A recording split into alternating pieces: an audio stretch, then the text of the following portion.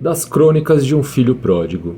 O sofrimento não é punição por pecados, muito menos por pecados de vidas passadas. Querer punir Deus, querer jogar o peso em cima de Deus por nós resolvermos espetar o dedo em uma flor que tem espinhos, é errado, né? Ou não? A flor, ela tem espinhos. Se nós vamos lá e resolvemos tocar nosso dedo em seus espinhos, nós estamos correndo um risco. Então, devemos tomar cuidado para não colocar a culpa em Deus das nossas próprias ações. Então, toda ação tem uma reação. O mundo Deus, no mundo grego, é conhecido como Logos, a razão. E São João, ele vai tratar isso no seu evangelho, explicando Gênesis e combatendo o gnosticismo já latente daquela época, dizendo que e então era o verbo, e então era o Logos, e então era a razão. Desde o princípio, Deus já existia. Isso combatendo ideias, inclusive cabalistas, que já contaminavam ali o povo hebreu, inclusive o clã dos fariseus, que tinham já um outro entendimento de Deus, tudo misturado, tudo bagunçado, que não tinha mais muito a ver. Alguns autores cristãos vão dizer que talvez Cristo tenha vindo nesses tempos que veio pelo povo hebreu já ter perdido totalmente essa concepção de Deus, inclusive na primeira concepção, que é bem vista como Deus como Pai já no Velho Testamento. Mas isso são debates historiográficos e teológicos. Algumas perguntas são bem antigas, né? Essas são perguntas bem antigas e bem humanas. Por que algumas pessoas nascem saudáveis e outras com doenças, deficiências e malformações? Né? Muitos tentam responder essa questão afirmando que a pessoa está pagando pecados cometidos em uma vida anterior, por exemplo. Né? Vários grupos gnósticos dizem isso. Essa é uma crença comum, né, nesses grupos que pensam em reencarnação, né, encaixam a questão da reencarnação dentro desse contexto. Mas o que Jesus Cristo, nosso Senhor, veio ensinar não foi isso. No Evangelho, o Evangelho responde de forma direta e definitiva. Quando os discípulos perguntam quem pecou para que o homem nascesse cego, Jesus rejeita a própria premissa da pergunta. Ele não está preocupado se alguém pecou ou não pecou, porque nós sabemos nas próprias Escrituras que todos pecaram. Né? Em Adão todos pecaram. Então Jesus responde, nem ele nem seus pais pecaram, porque ele não estava preocupado com isso. E ele sabia que eles estavam criando uma carapuça para ele, né? Cristo sabia que estavam criando uma carapuça para ele nessa pergunta, talvez. Se a cegueira fosse consequência de faltas cometidas antes do nascimento, aquele seria um momento perfeito para Jesus confirmar tal doutrina. Mas ele não faz. Pelo contrário, ele nega essa relação. Cristo não diz, ele está pagando erros de uma existência anterior. Cristo diz, nem ele pecou, nem seus pais. Essa resposta é um golpe direto contra qualquer teoria que atribua as doenças de nascimento a culpas pessoais anteriores ao nascimento. Por exemplo, em crenças reencarnacionistas. A doutrina bíblica, cada homem vive uma vez só, né? Uma única vida. A gente pode ver isso na carta em Hebreus. Está determinado que os homens morram uma só vez e depois vem o julgamento. Nas Escrituras, a Bíblia fala de uma vida, uma morte, um julgamento. não fala de uma sequência de vidas para a purificação progressiva. A fé católica sempre compreendeu esse texto como incompatível com a reencarnação. Isso mina a reencarnação. E daqui nós também temos que fazer uma distinção. Nas várias doutrinas gnósticas que existem vários tipos de grupos gnósticos. Para o gnosticismo, Deus é uma coisa, né? Deus seria uma coisa, e ele se emana em todos nós. De certa forma, nós todos somos mini-deuses, e nós temos que buscar a evolução, né? A matéria é uma decadência para o gnóstico. Para eles, tudo que existe, tudo que é material e que existe, deve evoluir, se livrar da matéria para viver um dia uma vida puramente espiritual, sem a matéria, sem a existência física da matéria. E isso vai totalmente contra o que Cristo ensinou. Entre essas coisas, a própria ressurreição. Cristo, ele ressuscita na carne, em osso, em sangue. Então, por mais que os grupos gnósticos às vezes colocam Cristo como um grande mestre, um grande sábio e coisa e tal, mas eles não têm Cristo como único e verdadeiro Deus junto com o Pai e o Espírito Santo, né? Santíssima Trindade. Não, só como uma pessoa um pouco evoluída, mas ele não sabia de tudo, né? Então, nem tudo ali... Uns vão falar que nem tudo ele revelou, que ele sabia, outros vão falar que ele não sabia de tudo mesmo, então ele só falou algumas coisas, e ainda tem que se continuar evoluindo, porque todos estão evoluindo para se libertar da matéria até chegar à divindade. Quando todos se livrarem da matéria e se unirem num único espírito, isso seria a divinização na gnose, né? Existem várias vertentes, mas no grosso seria isso. Não é isso que pega a fé cristã católica, pelo menos, né? Não posso falar dos outros grupos cristãos, que existem muitos aí, mais de 30 mil grupos cristãos aí, né?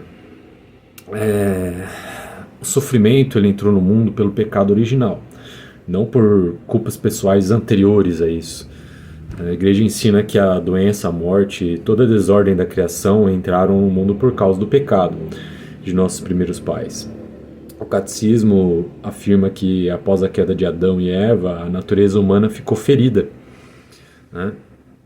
E isso não significa que cada doença particular seja castigo por um pecado pessoal de Deus. Sim, no Velho Testamento às vezes é usado na cultura da época esse tipo de argumentação, mas é um tipo de argumentação que os próprios escritores sagrados utilizavam às vezes em referência das outras culturas antigas pagãs, né? E que dá a impressão que Deus seria um Deus mau. Num outro vídeo eu vou estar falando de Santo Agostinho e do maniqueísmo. Santo Agostinho, ele caiu na seita dos maniqueus, dos gnósticos maniqueus, exatamente por causa disso, dessa confusão que é gerada, né? Dessa questão. Para Jesus combateu essa ideia em vários momentos. Quando encontra o cego de nascença, um deles, ele ensina que nem toda enfermidade é punição. O mundo inteiro sofre as consequências de uma humanidade ferida, caída, mas cada sofrimento concreto possui um mistério próprio dentro da divina providência. Não um mistério como um mistério gnóstico, que você precisa descobrir uma doutrina secreta para resolver o seu problema. Mas um mistério porque algumas coisas estão acima da nossa... não é nem capacidade intelectual, mas às vezes acima da nossa vontade de aceitar certas questões, né? Inclusive isso, né? Que as nossas ações, elas têm consequências, e às vezes a gente vai ser obrigado a viver essas consequências. Mesmo que Cristo morreu por nós, nos deu a salvação e nos dá a vida eterna, numa vida nova, num mundo novo que há de vir, né? Deus não quer o mal, mas pode tirar um bem maior de todo o mal. É uma verdade ensinada por muitos santos. Santo Agostinho mesmo, ele ensinava que Deus, sendo sumamente bom, nunca seria autor do mal moral, mas permite certos males. Ele não intervém, ele deixa que aconteça. Você vai lá, tá vendo que aquela flor tem espinho e você vai espetar o dedo, mas mesmo assim você vai lá e testa. Vai furar seu dedo, vai sair sangue, vai doer. Se você não tomar cuidado, vai te dar um tétano, você vai morrer, né? E certos males, porque é poderoso para deles extrair um bem maior. Então, toda vez que a gente usa a nossa liberdade de uma forma desordenada, por exemplo, vai lá e espeta o dedo, mesmo percebendo que lá não vai dar certo, a gente tem uma consequência. A gente vendo essa consequência, a gente aprende, porque nós somos capazes da inteligência. Deus nos deu inteligência e a gente não faz mais, né? Então nós temos que honrar essa inteligência que Deus nos dá. O cego de nascença parecia vítima de uma tragédia, mas Jesus revela que sua história estava inserida em um plano maior, para que nele se manifeste as obras de Deus, né? O próprio Jesus o curando ali naquele momento, mostrando seu poder, né? Mostrando a quem ele veio, a quem ele, que ele tinha a solução para os problemas do ser humano, né? Aquilo que parecia apenas sofrimento tornou-se ocasião para a manifestação da glória divina, não porque a cegueira fosse boa em si mesma, mas porque Deus é capaz de transformar até mesmo a dor em instrumento de salvação. Essa percepção que eu disse anteriormente, né? E ele mostra que ele pode resolver, ele quer resolver nossos problemas, mas dentro da ordem do plano divino, ele quer resolver para a eternidade. Ele não quer resolver apenas... Cristo ressuscitou Lázaro. Lázaro viveu e depois ele morreu, porque não era a ressurreição dos últimos dias. Era aquela ressurreição como sinal para aquelas pessoas que viveram naquele tempo e conheceram a Cristo, né? Então, todos os milagres que acontecem até hoje não são por um bem definitivo, né? Não é um fim último nosso, não é buscar os milagres, por mais que a gente possa pedi-los para Deus, a graça, né? Cada um tem necessidades diferentes, mas sim que essa graça pode ou a nós ou às outras pessoas fortalecer na fé para a pessoa se manter, para que sim, ela se mantenha na fé em Cristo, na pessoa de Cristo, nessa amizade com Cristo, que ela tenha a vida eterna e assim ela saia dessas mazelas. Então a fé cristã ela é baseada na pessoa do Cristo, que nos leva ao Pai e nos dá o Espírito Santo de Deus para viver bem, né? Nos fortificar, nos santificar. Ao contrário da gnose, que a gnose isso a pessoa faz sozinha. Ela descobre uma chave e através dessa chave de vida ela vai se esforçando sozinha, ela mesma se salva, né? É um estoicismo espiritual, vamos dizer assim.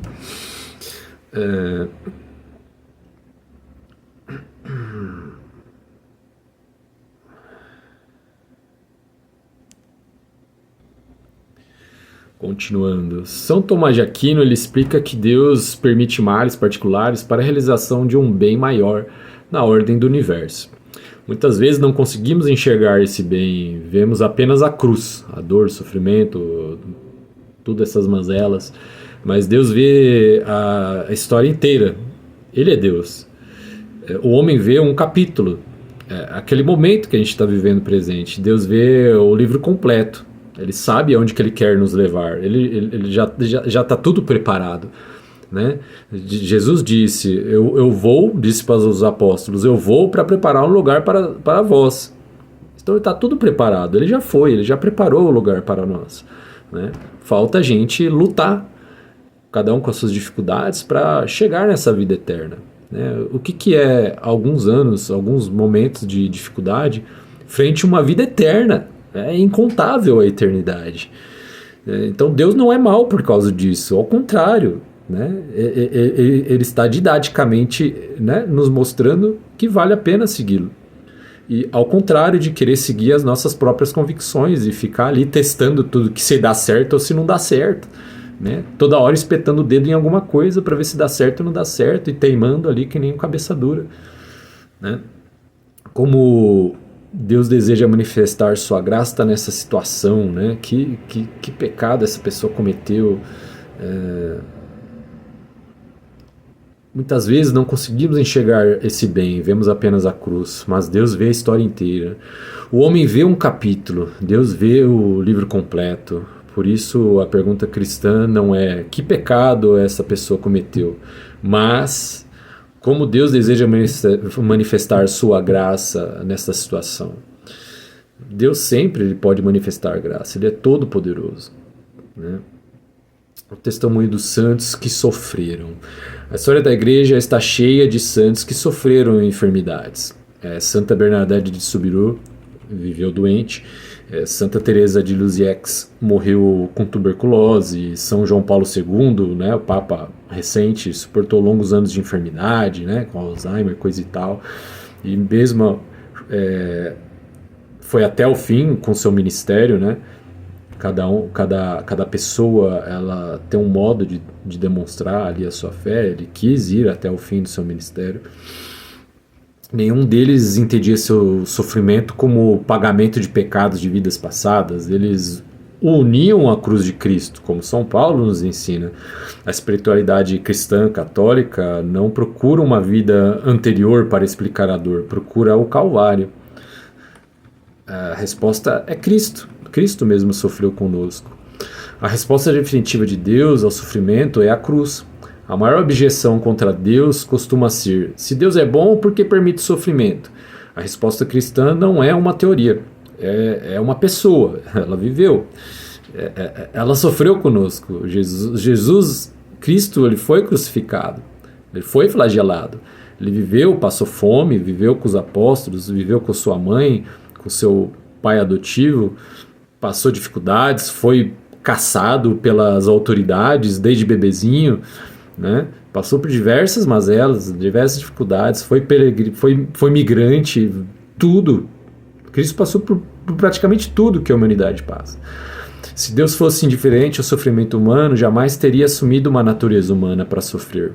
Mas o Filho de Deus chorou, sentiu fome, foi rejeitado, foi torturado, morreu na cruz. E Deus não ficou distante da dor humana, ele entrou nela, transformou em caminho de redenção. Refutando diretamente essa ideia gnóstica, o reencarnacionismo, a teoria de que alguém nasce com deficiência porque está apagando faltas de outra vida, encontra sérios problemas diante da revelação. Jesus rejeita explicitamente a culpa pessoal do cego de nascença em João capítulo 9, João 3.